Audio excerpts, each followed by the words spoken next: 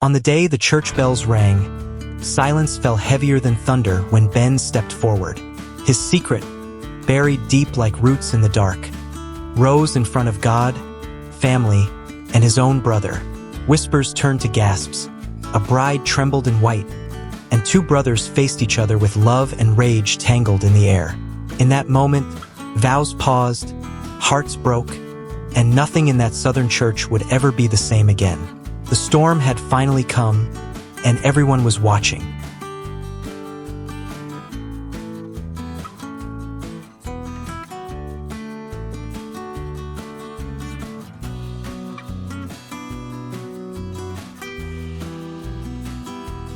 Ben never believed love could hit like lightning until the day Laura stepped onto their porch. She was just sitting there, humming soft, the swing creaking in rhythm, and the sun caught her hair like fire on river water. That sight branded itself on him, like God himself had pressed a hot iron into his chest.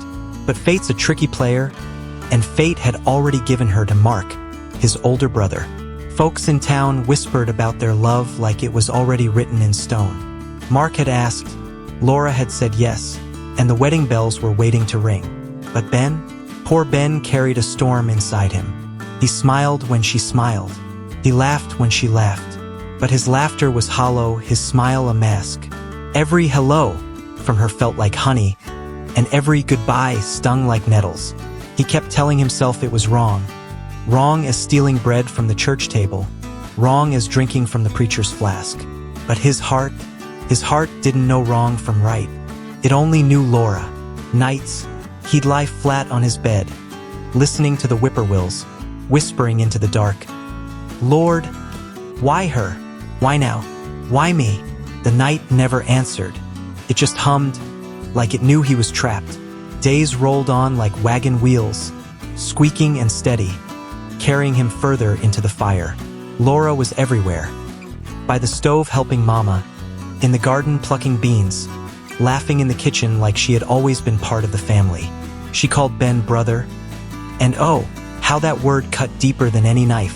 He wanted to run, wanted to bury himself in work, and he tried. He chopped wood till his palms bled, mended fences. Mark was proud as ever, strutting through town with Laura on his arm. He spoke of her like she was already his prize, his crown, his gift from heaven. Ben listened, nodding, his jaw tight, his stomach in knots. And the more Mark boasted, the more Ben burned. Nobody noticed the way Ben's eyes followed Laura when she wasn't looking. Nobody but Mama. She caught him once, staring too long, and her eyes narrowed like she knew. But Mama kept quiet. Southern mamas know when silence cuts deeper than scolding. One night, just before the rehearsal dinner, Ben found himself out by the barn, leaning against the old wood, staring at the stars like they owed him an answer. Laura found him there. She touched his arm, gentle, light, but it shot through him like fire. "You'll stand by Mark tomorrow, won't you?" she asked, her voice soft as rain on tin. Ben's throat closed. He wanted to spill everything right there, let it pour out like river water after a storm. But he didn't. He just nodded, jaw clenched, eyes wet. When she walked away, her dress brushing against the dirt, he sank to his knees. "Lord," he whispered, fists tight in the soil, "I can't carry this weight no more." The rehearsal came, heavy as July heat. Ben walked behind Mark, steps dragging like chains. Laura floated down the aisle, and in the candlelight, she looked too holy, too far for his reach. The preacher talked about love, vows, truth, eternity. Each word was like a nail in Ben's chest. He slipped outside. Then, before Mark could lean in, before the kiss could seal it all, Ben stepped forward. Silence slammed down, heavy as stone. His voice cracked, but it carried, "I can't hold it no more." The church gasped, one sharp intake of breath that seemed to suck all the air out of the room. Laura's eyes went wide, tears spilling. Mark froze, his proud face twisting to rage. And Ben, poor Ben, stood shaking, the truth pouring out plain and slow. "I love her. I've been loving her all this time."